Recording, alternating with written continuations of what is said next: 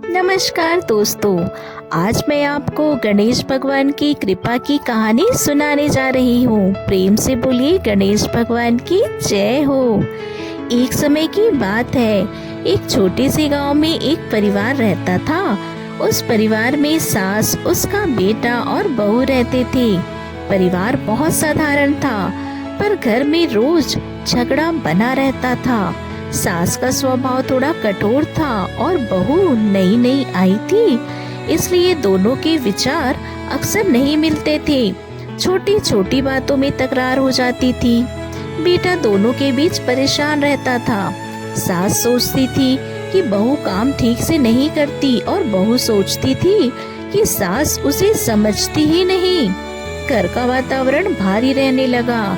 रसोई में भी प्रेम नहीं था, आंगन में भी शांति नहीं थी। धीरे धीरे घर की बरकत भी कम होने लगी। कभी अनाज कम पड़ता, कभी धन की तंगी रहती, कभी किसी का स्वास्थ्य बिगड़ जाता। उसी गांव में एक वृद्ध माता रहती थी, जो प्रतिदिन भगवान गणेश जी की पूजा करती थी। वो सबको कहती, जहाँ गणेश जी का स्मरण होता है, वहाँ विघ्न दूर हो जाते हैं, कलह मिट जाता है और सुख समृद्धि आती है। एक दिन बहू कुएं में पानी भरने गई और वहाँ वही वृद्ध माता मिली। बहू उदास थी। तब वृद्धा ने पूछा, बेटी इतनी चिंता क्या है?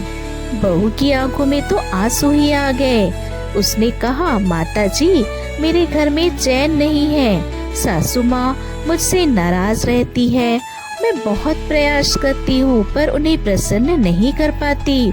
वृद्धा मुस्कुराई और बोली, बेटी हर संकट का समाधान प्रेम और श्रद्धा में है। तुम रोज प्रातः स्नान करके गणेश जी की पूजा करो, उन्हें दीप जलाओ, कथा सुनो, सच्चे मन से प्रार्थना करो, सब ठीक हो जाएगा।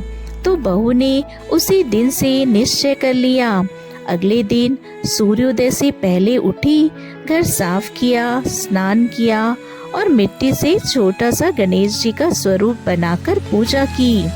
उसने गुड़ और चने का भोग लगाया, दीपक जलाया और हाथ जोड़कर बोली, हे विघ्नहर्ता गणेश जी मेरे घर से कलह दूर करो, मुझे प्रेम दो। यह देखकर सास मन ही मन हंसी और बोली, अब पूजा करने से सब ठीक हो जाएगा क्या?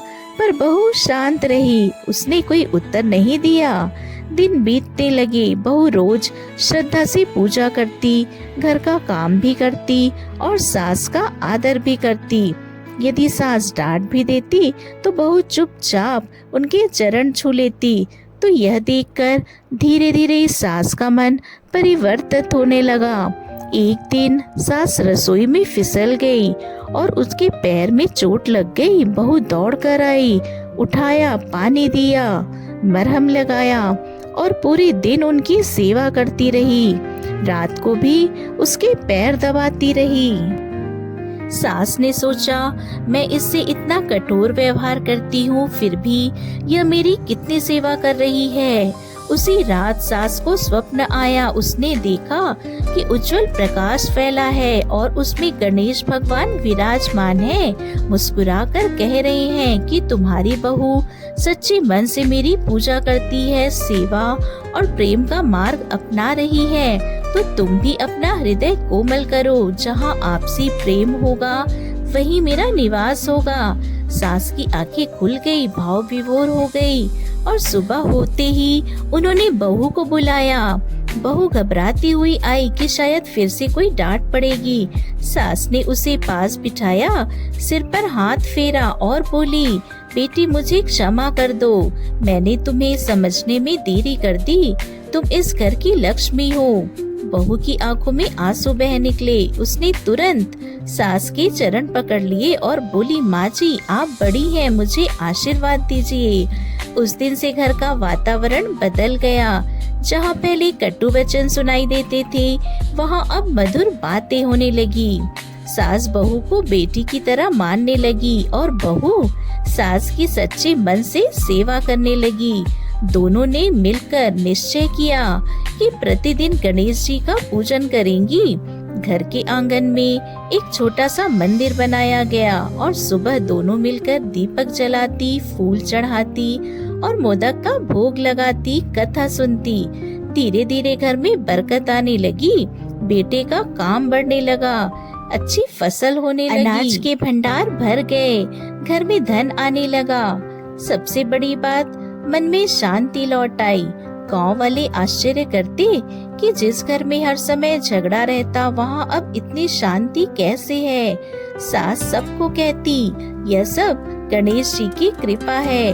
उन्होंने हमारे घर से अहंकार हटाकर प्रेम दिया है।